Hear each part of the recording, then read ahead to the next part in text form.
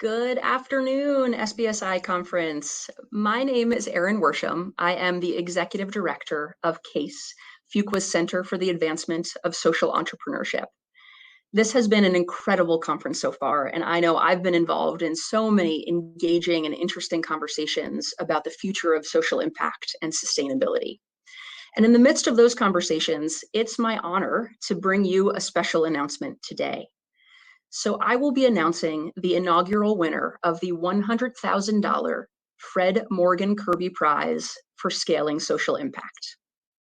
Now, for those of you that are not familiar with the prize, let me give just a little bit of background. In 2019, our team at CASE partnered with the FM Kirby Foundation, an incredible family foundation that invests in opportunities that foster resilience and create strong and healthy communities. Through that partnership, CASE and the FM Kirby Foundation had the idea to create a prize named after early entrepreneur and foundation patriarch Fred Morgan Kirby. And the goal of that prize would be to amplify and help scale the impact of impact-driven enterprises. Now, whether nonprofit or for-profit, US-based or international, through this prize, we want to help support organizations that have evidence of impact, values-driven leadership, and an approach to scaling their impact that could be accelerated with $100,000 of flexible, unrestricted capital. We are so grateful to the FM Kirby Foundation, who was willing to provide the funding to support this prize and to fully partner with CASE and Fuqua on this journey. And what a journey it has been. In this inaugural year, we received 330 applications from enterprises serving 184 countries across 5 continents. From that pool, we selected 14 finalists, 14 incredible organizations, both nonprofit and for-profit, all over the globe. And while those organizations were so incredibly deserving, in the end, we could only select one organization. And so on behalf of the Fuqua School of Business and the FM Kirby Foundation, I am pleased to announce Healthy Learners as the winner of the 2021 Fred Morgan Kirby Prize for Scaling Social Impact. Healthy Learners sits at the intersection of health and education in Africa. Through an innovative model that leverages technology and government partnerships, Healthy Learners trains teachers to serve as school-based community health workers.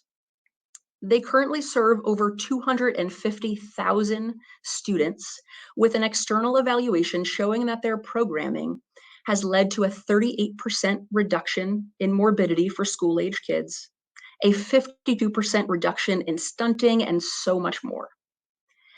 Through their programs, Healthy Learners has empowered communities and teachers and improved the health of students so that those students can continue to attend school and to take advantage of the opportunities that school will unlock for them and their futures.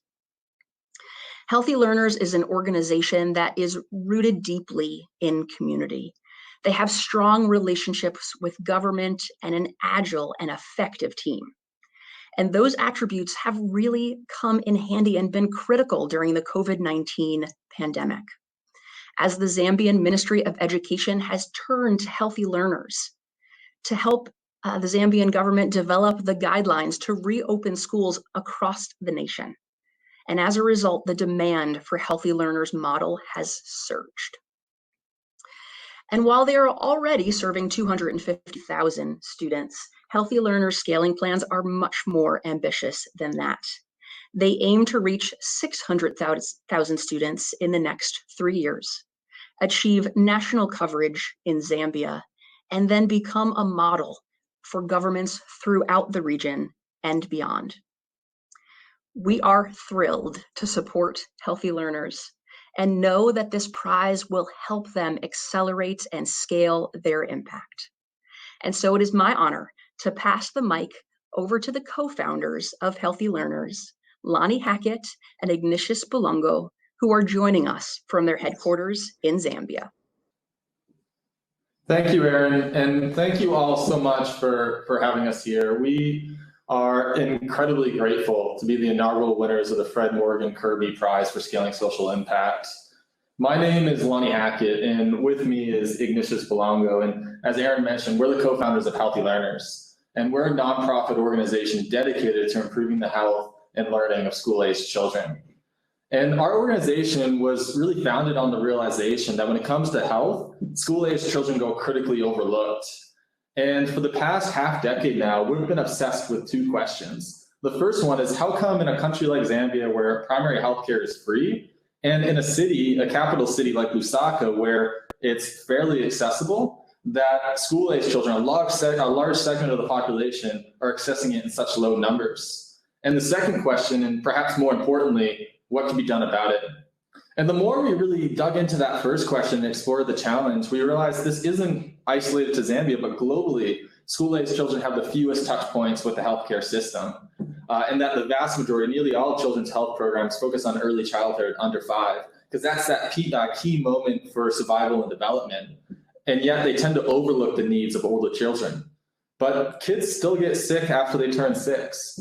And we feel that surviving to 5 needs to be the bare minimum, and that it's critical to help children not only survive, but thrive into adulthood so they can pursue their dreams and have brighter futures.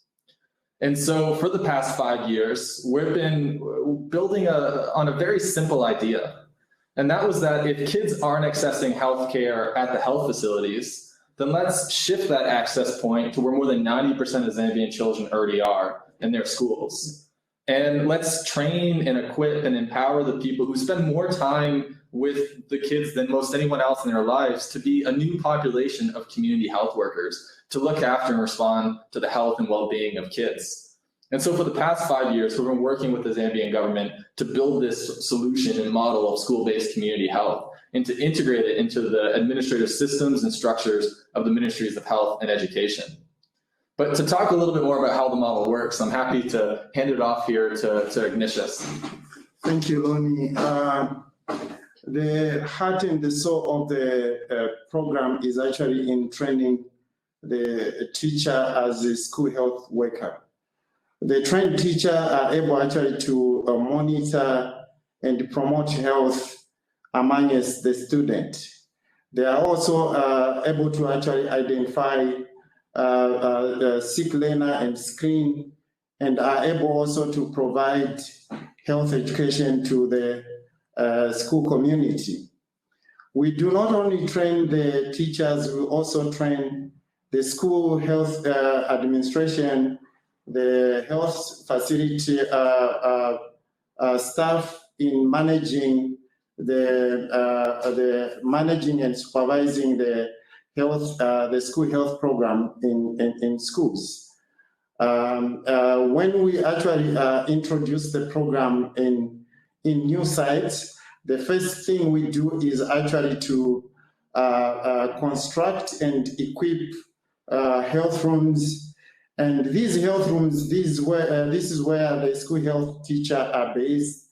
They operate from, and they operate as a symbol for school health in school, where sick children can go to actually seek care.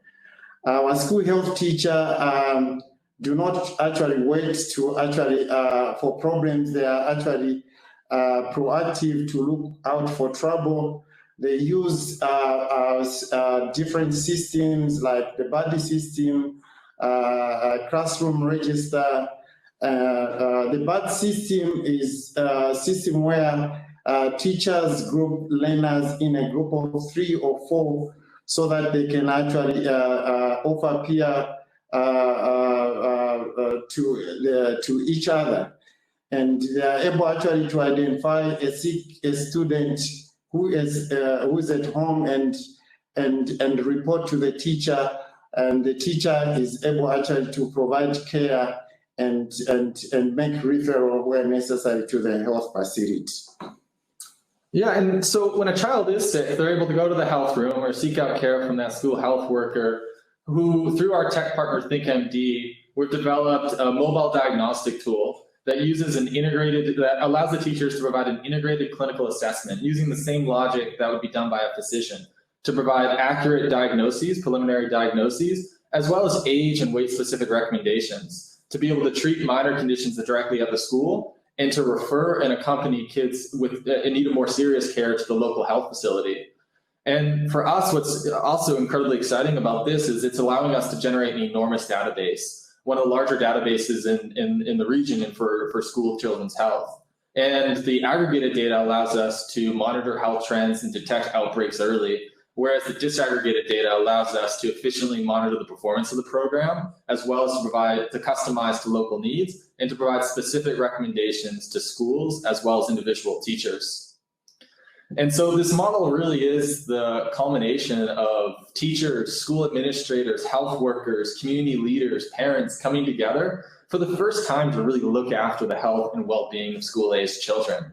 And the impact, as Aaron mentioned, in an external study, we found that the program led to a 22% increase in students' knowledge on health, a 48% increase in deworming and vitamin A coverage, that students at our schools were less than 38% likely to be sick than those at schools without the program, and more than 90% of schools in our program reported to the district a reduction in absenteeism following the introduction of the program, showing that the program is having a meaningful impact on both their health as well as their learning outcomes.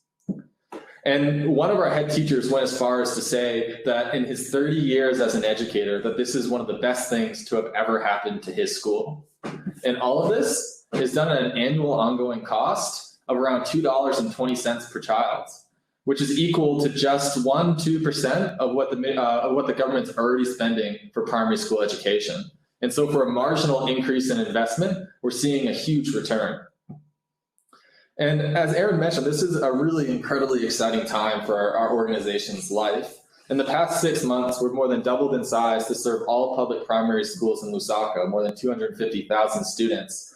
And with our model now adopted as policy by both Ministries of Health and Education, we're working with the government to establish a national school health program and to bring our model throughout the country. And this and the FM Kirby Prize for Scaling Social Impact is absolutely instrumental for us to be able to build the internal systems and structures and human resources to be able to step up to that opportunity and to meet the demand that's been created. And for us, we really see that as just the beginning. But as we mentioned, this isn't a problem that is unique to Zambia, but globally, school-aged children, when it comes to their health, are going overlooked. And we view Zambia as a model for how other countries throughout the region and beyond can improve the health of school-aged children. And so as we move to a close, really from our staff, from our partners, the teachers, the health workers, the parents, and most importantly, the students in the program, want to say thank you. And to leave with the promise that we will not stop until every child receives their right to health.